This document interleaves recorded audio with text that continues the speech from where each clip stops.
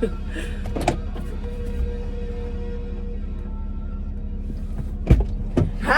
my hen! Look at the colour of you, my God! How are you? You too. It's lovely to meet you in person. Thanks very much. That's my really my old... keys in here, is that yes. alright? What I'll do is I'll put them over, or put them in the side. They'll rattle about, but will not be long. Do you know where this Costa is? No, but I passed a Starbucks. Do you think you could get back to it, neighbour? Aye. Although I have got my sat nav I can put on mine for on my phone. Starbucks. So, well, it's on for Starbucks. No Starbucks, sorry, Costa, which is over there. So, will I just go to that? I do know it is over there. I actually didn't pass. Well, I don't know if I did pass the Costa. Maybe did. No, which way? I don't know. I don't think you would. I think you would. I think you would. I came back headway. No, I came... Oh, well, maybe it is. Listen, we'll just go to whatever one. I need to leave the sat-nav on the now because I don't know where I'm going. But it is recording, as you can see, because the whole point is to be... That's a cool wee setup you've got going on. It's so amateur. I was got this. I was like, did you see me fixing it as I was coming in? I know, because I had, obviously, I need to put my phone on airplane mode so I don't get any interruptions. But I couldn't do that till I got here because I needed to be able to be in touch with you. So that's why when I got to the car park I was putting it on. But it's so... It is so amateur and it doesn't move about as much when we're stopped. That's good. But this does keep it steady. How far were you for coming with your wee It was brutal this morning. Now, I met Mrs. B at Silverburn last week. As you know, I'm coming from Cumbernauld. It was no bother. It was a straight, no traffic, nothing getting to Silverburn. Straight on, you can go in this lane or that lane, it's either or. It was no bother last week, not a bit of traffic. I told her I'd be there at 9:45 and I was there at 9:25. So with you coming to Braehead, I was like, well, Braehead will be fine. I'll just 9:30 will be fine. Well, I think it said nearly 40 minutes for me, but I had dropped away half early. I was like, in you go, sir. See you later. He's like, bye, mum. Well, it was much longer this morning. No, 2 minutes to 9. 8:56. She will not go in any earlier than that, so that's the only time that I can leave. So that was neat. Anyway, did you have a good holiday? Aye, it was good. Look at the corny, because she's just a weirdo, because Wayne's a weirdo. See, my Wayne's like that, catch you, I'm off. Right, see you later. He wants to go in early. Aye. She used to be like that when she was wee. I mean, he's only what, 3? 4 now. Does he go to school in August? No, I'm keeping him back. He's a January birthday. Right. So he's not quite, and plus he was late starting, and that's today because of COVID. So he's not quite had the interaction I would have liked. So he's not quite there. Clever enough, but not socially. He's a bright wee. Just socially, I think he's no, and his concentration's no there. Like, he gets star of the day if he sits for 10 minutes and listens to a story, and I'm like, good job, son. But listen, Suzie, I used to think that with Lola, even she's a December baby, the 23rd, and I used to think to myself, they are going to pop her out of this school. But I don't know, I think they know what to expect. I think the teachers just know. He'll just what be that it's wee like. bit further ahead when he starts like school. Do you know what but I mean? also, there's no rush, so who cares? He's in 9 to 3 anyway, so it's not as if I'm waiting for him to go in like 3 days to it's not like he needs that, he knows what he's doing. Starbucks was literally just over here as well. Well, there's KFC, so I'm sure it's not far from that. So that's what you like, innit, Costa? I'm actually, is it this one? Oh no, there's someday. I'm not going to be able to go that way. Why is it telling you to get around? Because it's there, oh my God. Just go round there, Mr. Bean, just eyeball. There's a red light, that's no doing that. Every single time I get out of my water, I know, it's only really if you're going to Cumbernauld that I know where I'm going, or Coatbridge or something. Even Coatbridge, I don't know. I know. It's not that busy, so it's fine. You're more roasting, by the way. Well, everybody always says that to you. Which one? Right, middle lane. Yeah. Right. Middle lane. Is this where you get your coconut thing from? Aye, I do prefer a Costa coconut latte or Starbucks. Aye. So I just want to explain who you are, Suzie. Yes. Renovation to new build, it will be. I'll tag you and all that anyway. I wanted to speak to you for loads of reasons, because you've just been through. But I don't want to talk about that straight away. You've just been through your breast reduction. Aye. And so I want to talk about that. There's Costa there, so I need to be in this lane. So I take it as up there. No, you can't go up there, so right, that's fine. So the roundabouts here, it's mental. I do want to talk to to you about that. But you're just back from Cyprus, and I think you should tell us a story about how your mum and dad ended up in Cyprus, because it's actually because of COVID. And I think a lot of people will be able to relate to that, how your life just went, or a lot of people's lives went mental. I know. So they had, in fact, literally 2 minutes from here, they had a catering business, literally just up there. So it was within like an Arnold Clark. So they were self-employed, but it was within like an Arnold Clark building.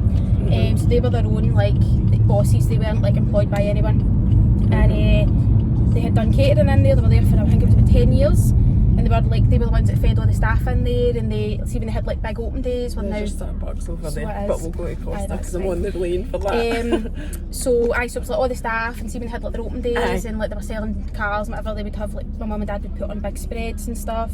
And then when COVID hit, obviously the businesses like your catering and all that, restaurants shut down. They were hit massively. Even the branch shut down. They weren't selling any cars or anything, and then it went back to like contactless selling. You weren't able to buy cars online and whatnot, but my mum and dad still weren't allowed in, even though it was their business. And she was emailing back and forth, and she was like, I don't understand how like the restaurants can open but we can't. Like they had an exit and an entrance. Like that was the kind of one thing that they said, like with the restrictions, if you had an exit and an entrance and they weren't the same thing, you could open. And so when you go in here, you'll be going into the left lane. So she was emailing back and forth, and they were just being a bit arsey, and they were like, oh, well, it's higher up, it's not allowing it, it's higher up and whatever else. And she was just like, how much longer do we need to wait? Like all the other establishments round about were opening up, and they weren't allowed just because Arnold Clark wasn't letting them. And so they weren't, your mum and dad weren't earning. No. See, here's a question for you. So they didn't own those premises, is that right? They so they didn't get any. So they didn't get any government help, the same as us. And because they're of retirement age, they didn't get any government help. Because my mum's 69, I think now, so you're left in here. 69, and my dad is 71 now. So because they were of retirement age, no help. And it was just getting to a point where obviously they weren't earning any money. They were helping out with childcare and stuff like that with me, like for me, which was good, but that's they're not earning any money. And the house that they own is in Cyprus. They didn't own a house here. They had no intention of like staying here forever. They always planned to go to Cyprus, but not yet. Do you know what I mean? They weren't quite ready to go yet. So they already had that apartment. Did you not say they had more than one? They did have two, and then she sold the smaller one about 10 years ago maybe. And she kept the bigger one, and that's what it is. It's a big 3-bedroom house, like penthouse. It's nice. Beautiful. It's beautiful. They spent a lot of money, but that's because it's their only house. Do you know what I mean? They weren't. Are you an only child? No, I've got 2 brothers. Right. One I don't speak to, and one quite close to. They've got kids and whatnot. What about you getting? A medium coconut latte. Right, gonna get me. What is that? I just seen there was that a mango and something cooler. Hi. Can I have a medium coconut latte, please? And what's your mango cooler? Mango and passion fruit. Sure? Yes, please. Do you want a small or a medium? Do you want a medium? No, want a medium? No, I'm a small. A small, please. Medium coconut latte and a small mango cooler. Anything else? No, that's it. Do you want a wee cake? No, I'm alright. No, that's fine. Okay. Thank you. That's me. Okay. Fab. Thanks. See you soon. Bye. See you soon. I'm actually glad I managed to order that successfully, because usually I drive by the it. thing and I'm brutal. So what are they doing when they're over there? Are they working or anything? Are they not? Is that it? Are they just taking it as retirement then? Pretty much, aye. My mum is like chairperson of the committee, because there's more flats there than just theirs. There's like, I think there's, I don't know how many's in her building, like 20 maybe, and then 20 in other. But there has to be somebody that's in charge of like organising the gardeners, and she's took to that. So she does that. That sounds like, I don't even know your mum, but from what you've said, that sounds right up your mum's street. Aye. Because did you not say something as well that you used to live in East Lothian and your mum and dad? Airdrie, my mum and dad. Thank you. Did you live in Airdrie? Aye, my mum and dad ran the golf club. When you were wee? I was about 2 months old. They lived there for about 10 years before I was born. I'm just at the start of Cumbernauld off the A73, so see that golf club? Aye. It's only 5 minutes for me. Is it? Aye. That's and see when you said that, I was like, that's me. Aye, my brother went to, was it Golf Hill Primary?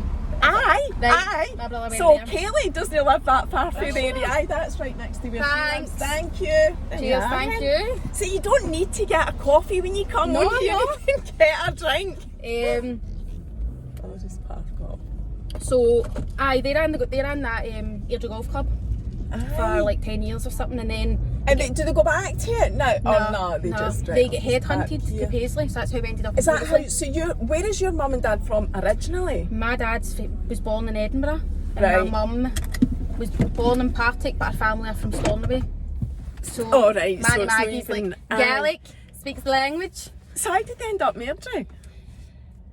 They don't hotels and stuff like that. Like, I'm taking a secret. So your mum and dad have always been in kind of hospitality. Aye. My dad done whatever his dad done. So like my dad's dad did like horse riding, like he was a jockey, and then my dad went into that when he was young, and then my dad's dad opened an electrical firm, and then my dad became an electrician, and then my dad's dad bought a hotel, and then my dad went into catering, like into being a chef and stuff like that, and my mum's always kind of just been the other part of whatever he's done. So they've always worked together. Really. Aye, always worked together. Like, I don't know how they do it. Cause So lockdown, COVID happened 23rd of March. When did they finally just go? they stayed here until I think it was the 29th of October.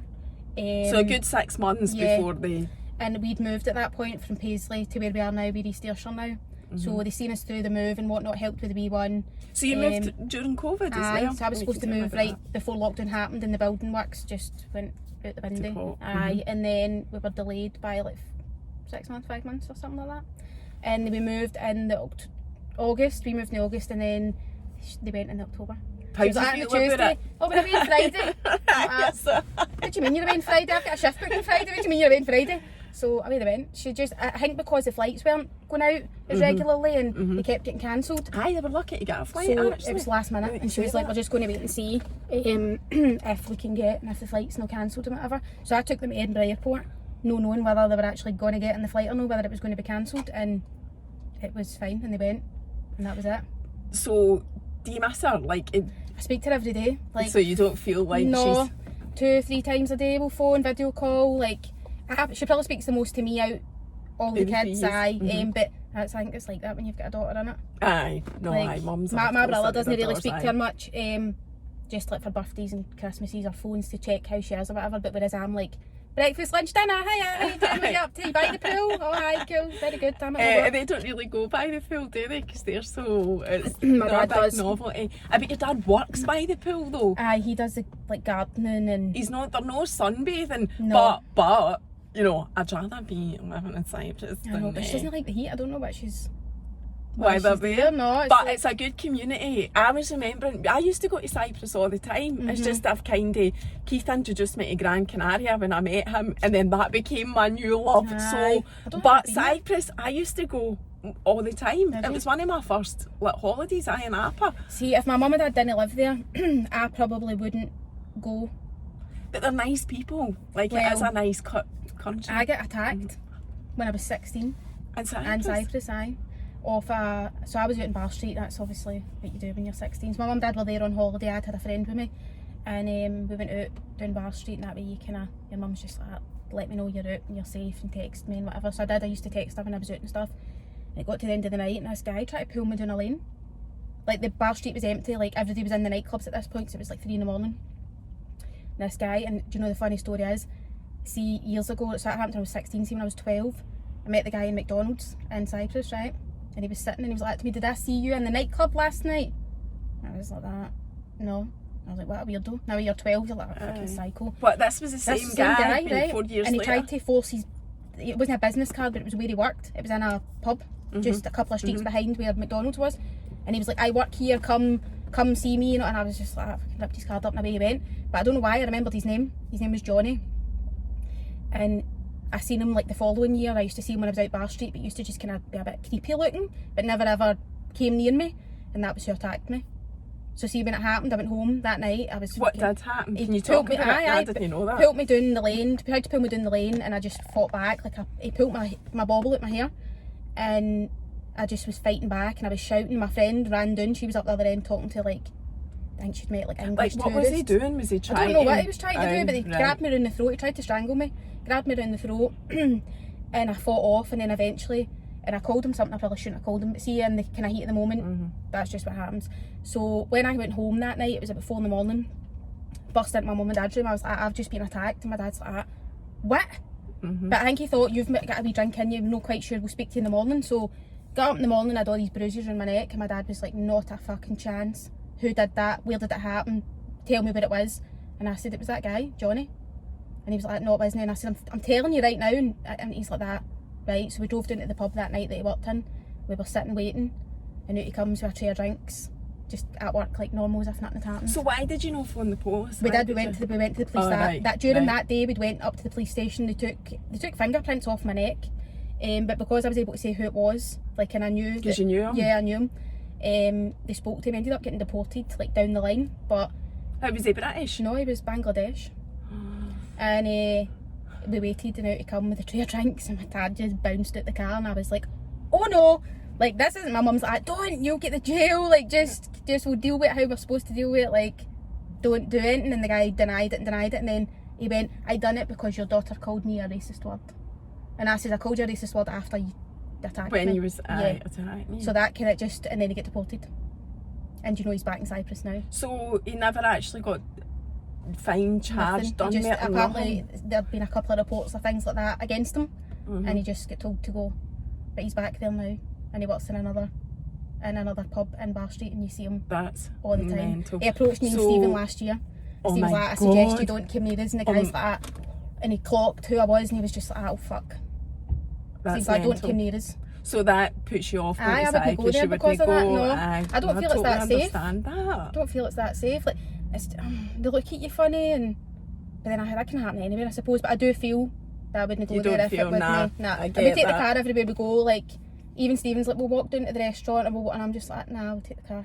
I remember the reason I stopped going to Cyprus was just because it became too expensive. They got too greedy. They just got so greedy. The water park's like 80 quid to get in, €80. It's mental. And then when you're there, it's all the swiping on the band, like £6 for a burger and £4 for a can of juice, and you're just like, you don't know how much it is till you get out. Disney. It's honestly, it's exhausting. It means like, wait, go to the water park again. And I'm just like, let's sell the house, no bother.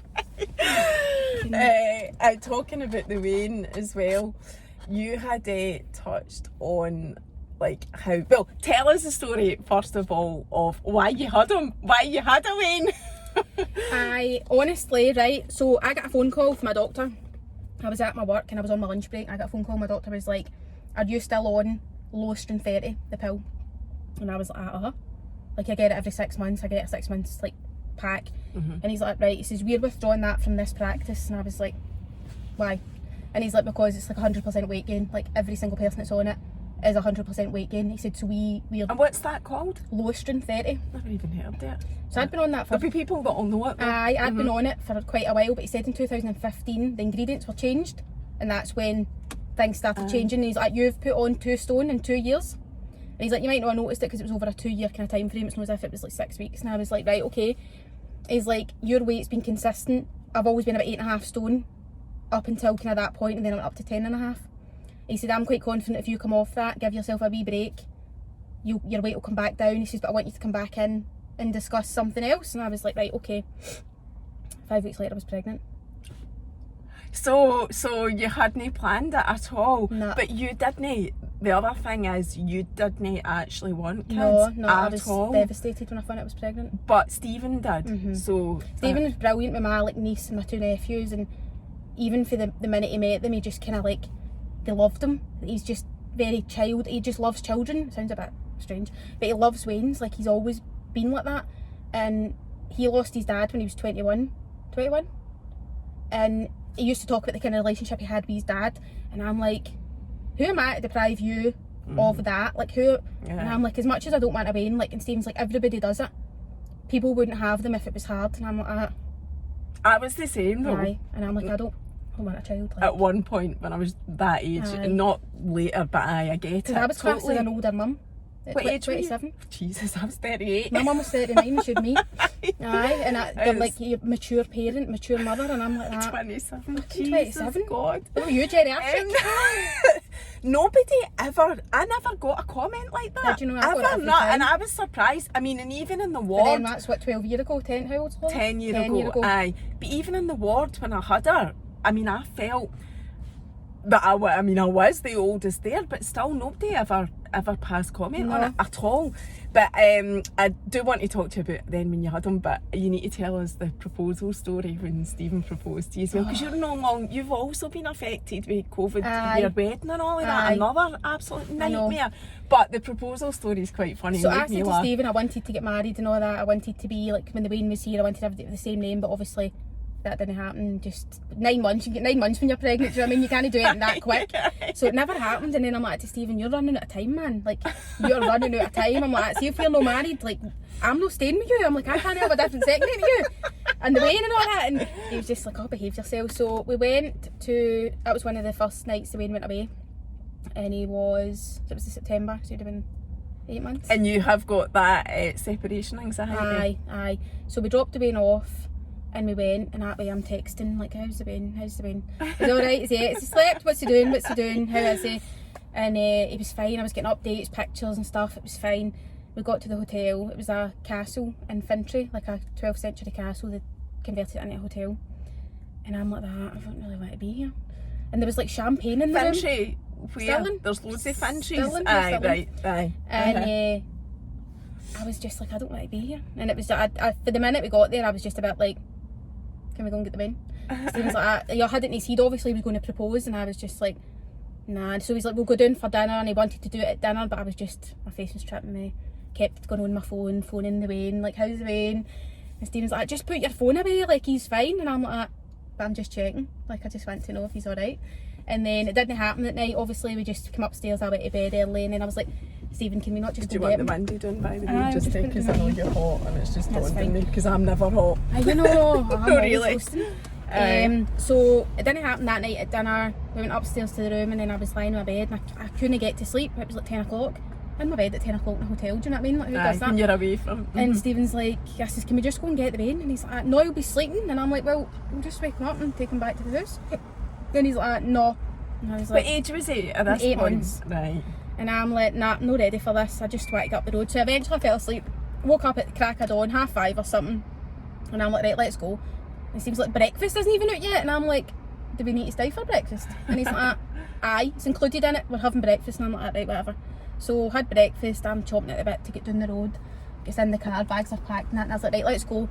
So he's sat nav set up for going somewhere else. And I'm like, where are you going? And he's like, doesn't matter. Did you not have an inkling at all that that's what he was I just thought he was trying to piss me off because I wanted to go home. And I was like, right, let's go. So I'm looking at it and I'm like, why are we going out here? What's happening? So we got to this field, and it was the field that I used to go to as a wee girl with my mum and dad. And we used to. How did they know it? We'd been before. No, we've been, and we had took Lyndon when he was really small. And we'd also been myself before we had Lyndon. Like on a summer's day, we would go and take a wee like blanket and sit. And we got there and it was raining. And he's like, right, Mon. And I'm like, Mon, what? And he's like, come on, let's go a wee walk. And I'm like, it's raining, I'm not getting out the car. And he's just must have been like that, what the fuck? How am I going to do this? So he's like, come on. So he gets the brolly out the boot, and he's standing at the door with the brolly as if I'm like some celebrity. And I'm like, that. I'm not getting out the car, so I'm like locking the door. And he's like unlocking it with the button, and I'm like, I'm not getting out, Stephen. So eventually I get out the car and I'm stomping through this field. I was raging, man. Got here and I'm like, this is dead, holding the brolly. I'm like, this is great. Looking about, and he's like, the water was running dead fast and all that, and he's just, I turned round and he's doing the one knee, and I'm like that. Did your mood change in an instant? I was just like that, oh, a wee bit late, it's fucking 4 years too late. And I was like, oh, you did wait 4 years though? No, we'd been together at that point 6 years.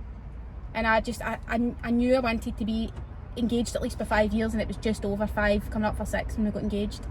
When you told that story on your page, I was like, how could she not have known? How did you have no inkling at all what the poor boy was trying to do? And then I just uploaded, I phoned my mum and I'm like, oh, we're engaged. And she's like, well, let's see. So did your mum know? He'd asked my dad.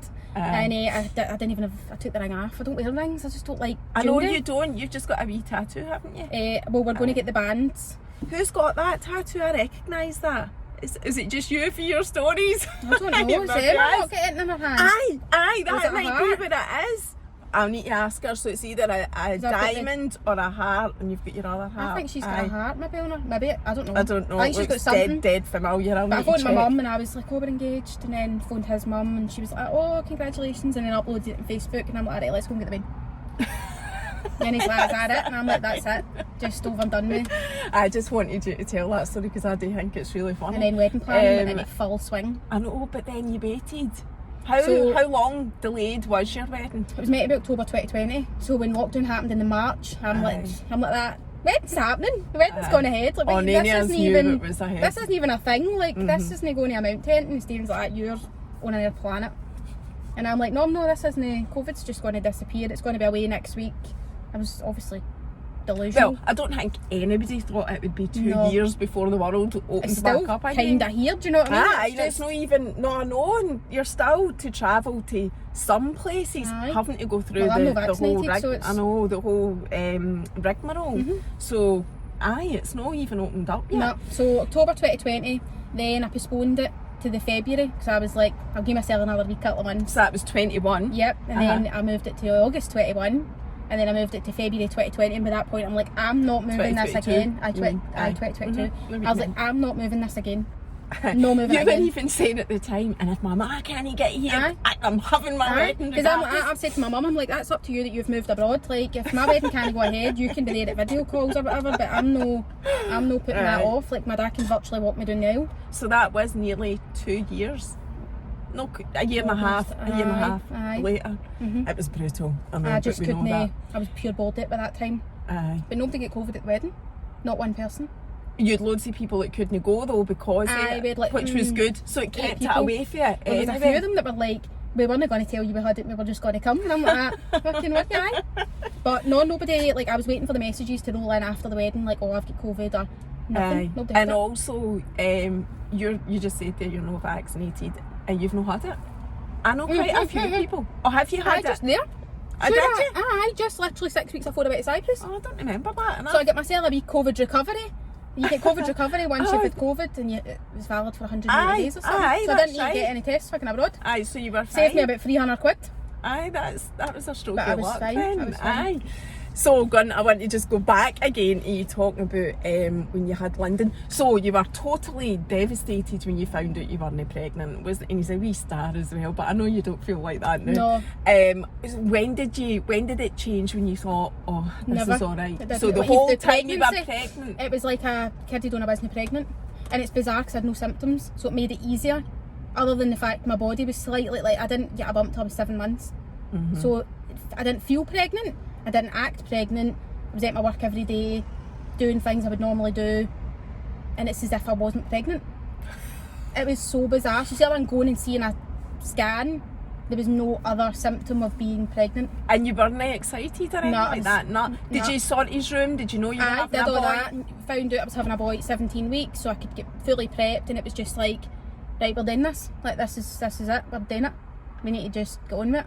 Stephen was over the moon and wanted to do all the nice things and go for like check-up scans and private scans and just and the 3D scans and all of that. And did you? We did you go for it? Because he wanted it, but you weren't bothered. I'm not bothered. See, when I found out I was having a boy, I was even triply devastated.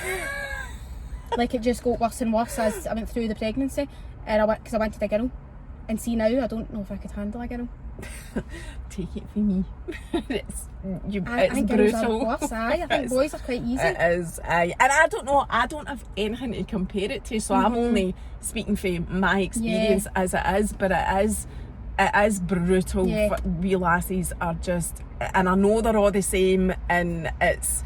I can't wait till I keep thinking I feel like I'm wishing Lola's life away. I'm like, I can't wait till she's old enough that she can just get a job or do what she's doing and be in life and be away from school, and it's not about Andy specifically, it's just they're a nightmare, and the drama does my box in. I know. You don't get drama with boys, don't you know? No, you'll be fine, Suzie, you'll be fine. But no, I was absolutely devastated. And then I went for the elective section because, again, I'm a pure control freak and I can't have anything like out with my control. So the thought of labour terrified me. The unknown. Oh, it's brutal. Of like just here they're coming, and you're like, hold on, I'm not ready. Like, I just didn't want that, so I was like, it has to be an elective section. Did they let you have that? Aye, because when they call it tachycardia, so see when I go into like a hospital, not when sometimes when I'm at work, but see in a hospital setting, my heart rate goes really fast. It's just like a kind of white coat syndrome, I think it's called. And every time I went in, my heart rate was through the roof, so I would get hooked up to an ECG. Is it an ECG? Aye, an ECG. And it would be like, why is your heart rate so high? And I'm like, I just don't like hospitals. Like, get me out the double doors and I'll be totally fine. I just don't like hospitals.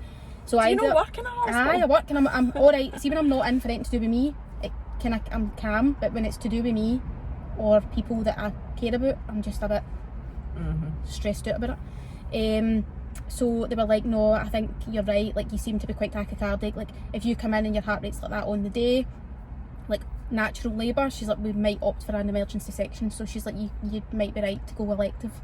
So that's what I done, I went elective, picked my date, and that was you. So that, by the way, that was why I voice noted you on the way here, because I knew I was going to be like a few minutes late, and I thought she'll be freaking out about this. I got a message on her. So that was why I messaged you. But honestly, it was the traffic. No. So you also said, so at what point did you, or is there a point, can you pinpoint it where you went for feeling like, oh no, this isn't what I want today? Because I know you think you had a bit of postnatal depression as well, which I do want to talk to you about, but at what point did you think, oh, this is so wonderful? Did you get the newborn bubble? No. And that's one of the things that they say is a sign that you have postnatal. I think that's a pure lie. That see people that say they meet this child and they're in love. Maybe it has happened to people, but I don't understand how you can meet something. Like, see your husband, or you don't meet them and go, you are the one, I'm in love. Like, it doesn't happen. I totally relate to that. I do think I had a touch of postnatal depression as well. I had the fear. See, after I had Lola at 7:45 on the Friday night, I begged the nurses to please don't send Keith home. I was terrified of being left with my weight. Lyndon went into neonatal the first night he was born because he took a reaction at the milk, so he had the milk intolerance straight away, but they didn't know that that's what it was. So his breathing was a wee bit laboured. And it sounds terrible, but they took him away down to neonatal and I was glad. No, it doesn't sound terrible. No, I can totally relate. No, other people that were in the love bubble though are like... But I wasn't in that love bubble either. I was petrified. I think that's more normal though than the people that are... But people don't talk about that because I remember... Like, my mum was there when Lola was born as well, and she was a forceps delivery, so the first thing that Lola had when she was born was pain relief. Like, she was, her face was fucked. And, you know, I was like you going, thank God there's somebody else here to hold her. I had... Well, I was out my nut after I was just going to say that. I'd had forceps, so I was kind of out my nut as well. I thought I was compos mentis, but when I look back, I wasn't. No. I started spewing straight away. Like, anaesthetic does not agree with me, like, in any operation I've ever had, and I knew it would be the same for this. And I started being sick, so they put the baby on me, put Lyndon on me for skin to skin, and I think about 12 seconds after it, I'm like, I'm going to spew, take him off me. And that was it, I didn't hold him again. And I don't know if that's maybe something to do with it, because I didn't have any time with him. He was away straight away, and then in his wee kind of plastic box at the side of the bed, and I was kind of in and out of sleep. Stephen was feeding him, and then his breathing went a bit funny, and the nurse was like, how long has his breathing been like that for? And I was obviously like, my I'm like, I don't know. And Stephen's like, a wee while. And she's like, we need to take him away, like, we need to take him down to neonatal. So away he went, and then Stephen managed to stay until about 10 o'clock at night. And then they were like, do you want to have a wee go down to neonatal and see him? And I was just like that, not overly bothered, like, didn't And then Stephen's like, I'll wheel you down, because obviously I couldn't walk, I had the section, so wheeled me down. And then I was just like, I'm like that. I can't, is that mine? Like, is he, I don't even know if that's mine. Like, I didn't even look at him really when he was born. And I'm like, I don't know if that's my child. I had no, like, felt bad for the situation, like, that he was where he was, but I didn't, like, I just wasn't. I felt that I just existed for the first 2 months. And I remember Keith being at his work, and Lola was 8 weeks old, and I was sitting on my couch, and I'm only telling this story because I relate to it, and going, my God, this Wayne's 2 months old. I have kept a human alive for 2 months, and that was the first time I physically felt, although I'd looked after her and I made sure she was alive, and, you know, I was paranoid about no keeping her alive. That, I remember that when she was 2 months, 8 weeks old, thinking, I'm actually, I felt something. I felt like I did have a connection. Yeah. But that's how long it took. Suzie, that's a long time for when she was born to I kind of thought, oh wait a minute. I don't really have a moment like that. Like, I think, like, see when he was first born, because of the section and stuff, I did do less because you can't do much after a section. So Stephen was virtually doing everything. And I don't know if that maybe didn't help, because he was feeding, he was changing, we bottle fed, I didn't want to breastfeed. Because my boobs were absolutely humongous, and I just couldn't have had them filled with milk every day. They were just too big. Like, didn't want it. That's maybe selfish, but whatever. Bottle fed. But I didn't. I keep butting in because I'm like, no, it's no selfish. It's no. These things are normal. I know, feel but like you get that. people that are thinking I mums know, of the year but and think, I know, well, tough. breast That's is best. the whole. Like, Aye. it's no. keeping your way into I breast. didn't. I was really uncomfortable with Lola latched onto the boobies. I did try it Yeah. as well. I can't even describe it. And you're saying, oh, maybe it's selfish. Well, maybe it is, but you matter as well. Aye. So I was. And you can't. You have to be in the right frame of mind. So if you're doing something you don't want to be doing, that's not going And to. if you're throwing in suspected postnatal depression or anything like that, you've got a fucking recipe for disaster. Aye, definitely. So what I did was, I tried it in the hospital, and I just told them I wasn't doing breastfeeding because I wanted out of the hospital. Bearing in mind she was born on the 23rd of December. This was the 24th. I wanted to do it for Christmas Day. Aye. So I said, I'm no breastfeeding her. But I was feeling under pressure, like you're saying, breast is best. So what I did was, I had a pump anyway, and I just expressed milk. But as every midwife will tell you, if you're expressing milk, it doesn't stimulate the milk as well. I just wasn't interested so in I a only conversation lasted about it, like... 6 weeks. I mean, you're in a different situation than me. I only lasted 6 weeks expressing, so she did get a bit of breast milk. But for me personally, I just could not. I never had the whatever the feeling is that makes you want to do that or whatever. I just didn't have it. Like, kudos to people that can do it and manage and do it all the way through, but it wasn't for people me. do it till their kids are grown up, toddlers, whatever, and that's amazing. When they've got teeth though. Don't know about that. Like, I'm not sure. Aye, that's not really. Oh no, God, I can't imagine. But I never had a moment where I thought, do you know, and I don't even know if I've had it yet. Like, but see if Stephen hadn't went back to work. You adore Lyndon though. He's your pride and joy, and he is a wee cracker, so you must have had and it I've at done some well keeping him alive point. for 4 years, do you know what I mean? But it was like, I think I could have, so I was at that kind of point. My sister-in-law used to like phone my mum and be like, at house Suzie the day, this was like just when I've had him, and my mum would be like, no good or whatever. This was like within the first kind of week or so. And my sister-in-law said to me, she told me this, like she's told me it now, but at the time she said to my mum, if this goes past 2 weeks, we need to phone somebody, like we need to speak to somebody and get her speaking to somebody and get her kind of whatever help she needs. So Stephen went back to work at 2 weeks, and it was like, was it fight or flight? Flight or what's the word? What is it? Aye, fight or flight. Aye. And it was like I had no choice.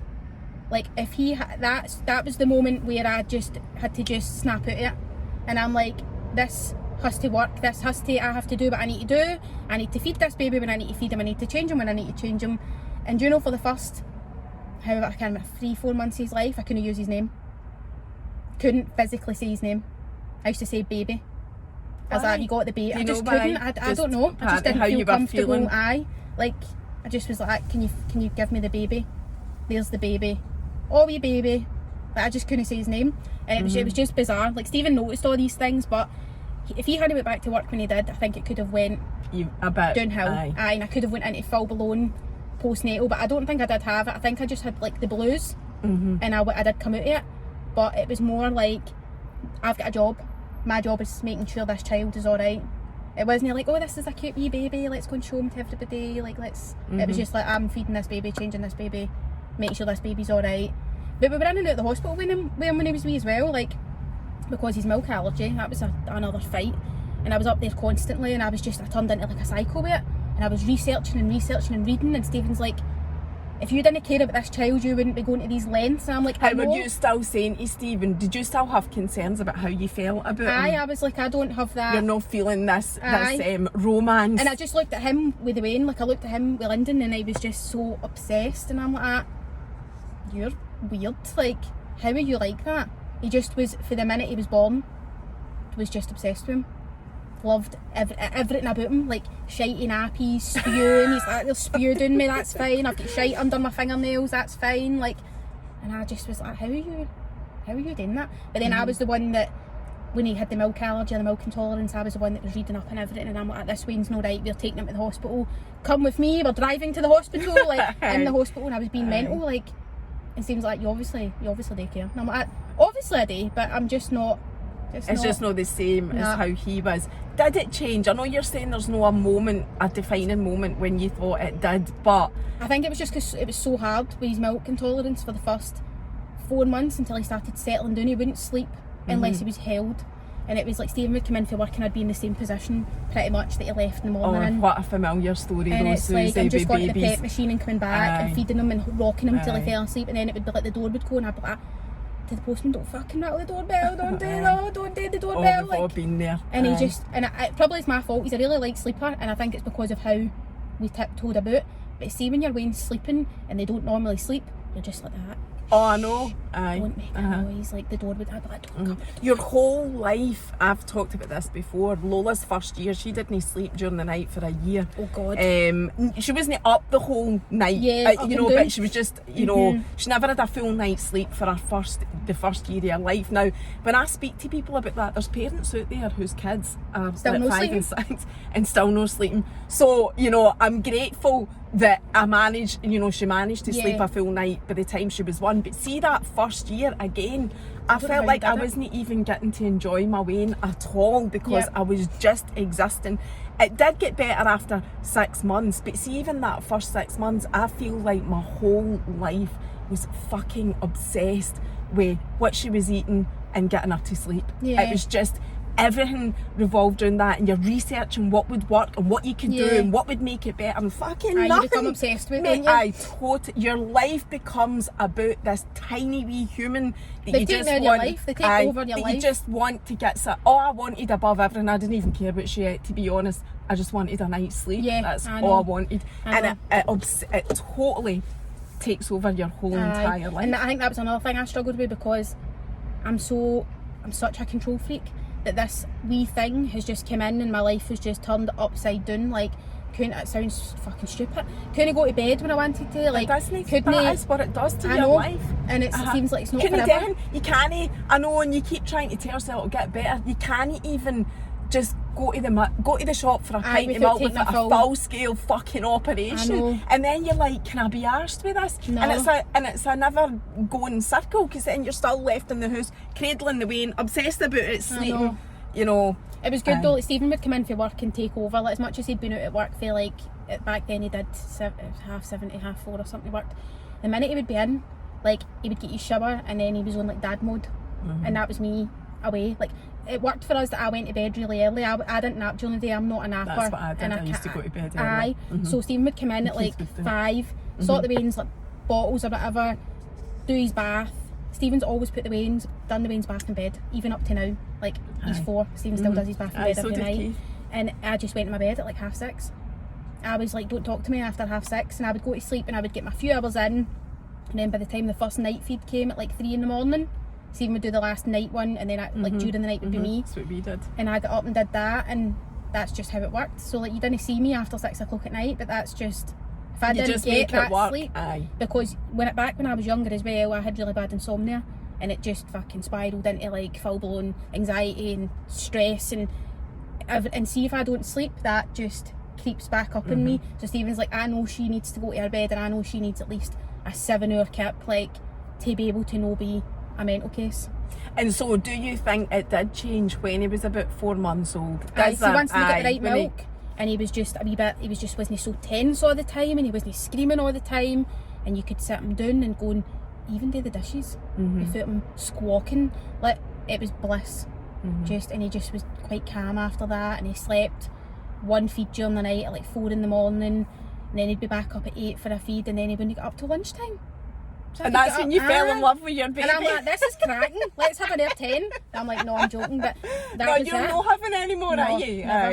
Never. I'm scared of that feeling that I had in those first 13, 14 days lasting longer than that, because I felt so out of control, and I have to be I'm in control of everything. And that's totally fine. And people will still say to you, because I used to get it as well, because I was adamant, and obviously I didn't have any more. I'm like, no way am I ever doing that again. Everything from beginning to end was... I mean, people talk about lovely pregnancy, talk about they'll enjoy being pregnant and childbirth and the baby and the romance and the newborn bubble. I had fucking none of that. I think it's cheeky for folk to say that you should have another. People ask you. No, I get you should have another. You can't just have one. That's oh no, that's do you? Selfish. Oh, you can't no. have just one. Oh no, I've never had that. But I've had people ask me, you know, having any more, and I'm like, fuck that shit. I'm not doing that again. And then people will say, but you never get the same thing twice. But what if you did? What if you did get the same thing twice? You'd be straight to the Erskine Bridge. Oh, could you imagine? Fucking exactly, hen. Honestly, but I'm just like, well, my sister-in-law say to me, oh, you need a pal, you need something, and I'm just like, that's what your wains are for. That's what your children are for, to be his pals. Like, I'm not doing that. No, I thanks. get you. I can't believe we're 45 minutes into this. There's so much that I could talk to you about, so we will need to do this again. So I want you to talk about your boobs, because we've talked about that, and so I want to try and fit that in before we wrap it up. Because when I first started following you, when was that?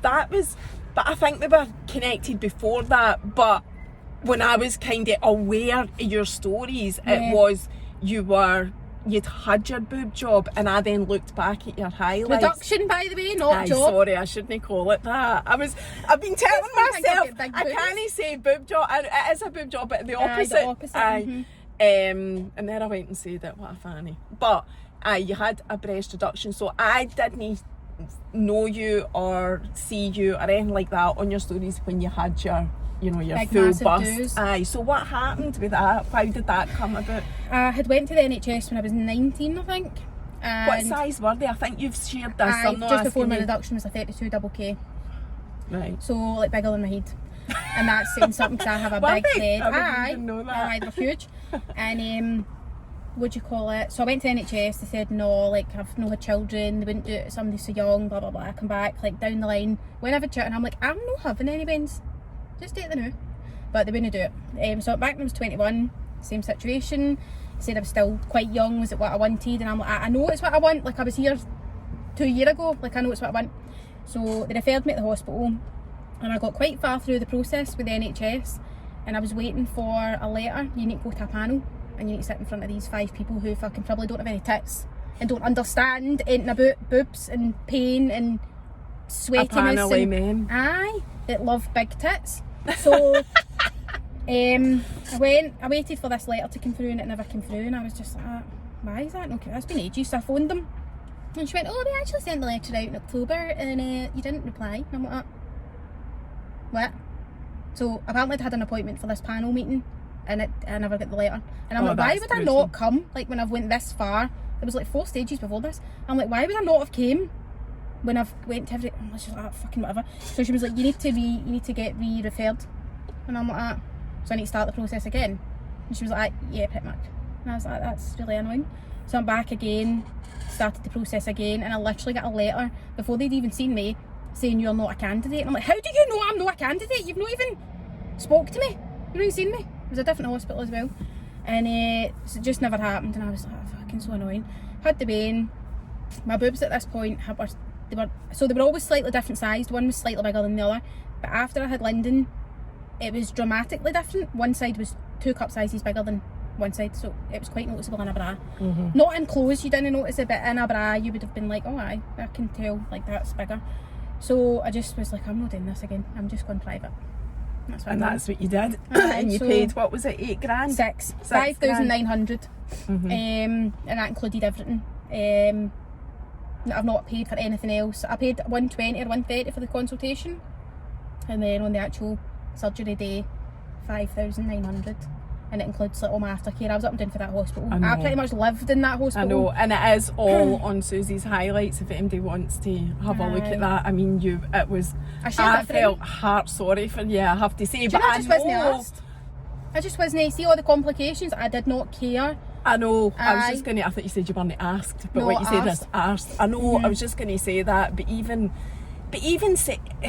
saying complications, actually, I thought you did all right. Even although you were up and down, it was just this tiny one wee wound that just wasn't healing over. That's all it was, because really everything else was absolutely fine. And as you kept saying, you wouldn't have changed it. No. Even with the small complications that you had for that length of time, you would not have changed it. Do you know, even if my nipple died and fell off completely, I still wouldn't have cared. And it annoys me. I'm on these breast reduction pages and it's like quite negative. It's people like, oh, I'm not happy with my scars, I'm not happy with this, one nipple's higher than the other. I'm just like, so what? Like, they're probably 80% smaller than they were before. What are you moaning about? And if that's in a bra and they look smaller and the same in a bra anyway, it doesn't matter. So people are maybe only doing it for the right reason. I couldn't have cared. Like, one of my nipples is really high up actually. They're not symmetrical and I don't care. I actually couldn't care. I'm just so glad they're not hanging off my neck. What did you have any problems apart from having huge boobs, which you've said? I've got a curvature at the back of my neck, like posture wise, just with the weight. It has kind of settled down. It's still there a wee bit, but they did say if it didn't go away, it's where it is just now is fine, but if it didn't go down, it would have to get shaved. Like the bone would have had to get shaved. Just your usual, like your neck tense all the time, like I get migraines quite a lot. Not now, I don't. I used to get migraines quite a lot. Your bra straps digging in and it's just painful, sweating, the weight of them, like just everything. Just totally uncomfortable. I didn't wear anything that like, just wore baggy t-shirts. It's such a shame that you weren't able to get that on the NHS because health-wise it would have... But then there's people that can't afford to go private, so I'm just glad that I was able to do that. But best thing I've ever done, 100%. Totally just out of interest, weight-wise, how much did they weigh and what weight were you before? And it is just out of interest that I'm asking. They took 7.5 pounds off me. Oh my God. So I'm just under 9.5 stone just now. That's mental, isn't it? I was 10 stone roughly before, because when I went back onto the pill, my weight went back up. So it's just, I normally sit up at 9.5, like when I was on the pill, and I'm down to, so I was up at 10 and I'm back down to, no, I'm talking absolutely shite. I was 10 stone, and then I had to come off the pill for going for the surgery. So just before 6 weeks before the surgery, I had to come off the pill. I lost half a stone just with coming off the pill, and then they took half a stone off. So just over 9 stone I am now. That's mental. I'm conscious of the time, but I do want to try and get a wee bit in about your anxiety as well. And what I'd like you to do is probably do another one with me, you know, whenever, a few months or whatever. About the anxiety, because I think you could talk about that for ages because of what you went through and whatever, but a quick overview of what happened and how you got through it and what you did. I've probably had anxiety when I was really young, like when I think about it, and at the time you don't realise you've got it because you're a child and you don't know what it is. But again, I didn't go anywhere without my mum and dad. I was quite, like, I wouldn't go for sleepovers, a bit like Lola, like I didn't want to go anywhere that wasn't with my mum and dad. And I was fortunate, maybe unfortunate in a way, but fortunate growing up that my mum and dad always were there, even though they were working. Like, I always lived where they worked. So like when I grew up at the golf club, the house was joined on. So I would be in the house and they would be at work, and it was literally just through a door. So I was always with them. It wasn't like my mum was out doing a 9-hour shift and I couldn't see her all day. Like, I was always with them. So see, I think just the going away and not being with them used to just make me anxious, and they maybe not being able to come home. Like, so maybe my mum had a glass of wine or my dad had a beer and couldn't drive, and I'm like, I'm stuck here and I can't get home. Like, again, that's probably like a control thing. Like, it's out with my control. Like, I can't fix it or I can't do anything about it. And I think when situations like that, even now, come up, it makes me anxious. So either I avoid doing things where it's out with my control, or like you, take the car and I can get home no bother if I want to, or like if London's to go somewhere and something happens that I've not had even if he went away for a night, I wouldn't drink just in the event that something happened, or he wanted to come home, or he wouldn't settle, and I could go and pick him up. But I think if I allowed it to manifest, it would be much worse. But it's more a mind over matter thing. I remember my dad took me to a doctor's appointment when I was going through the anxiety when I was about 18, and I wasn't sleeping, and it just was all just a big mess because I wasn't sleeping, and I was just felt sick all the time, and it just was a mess.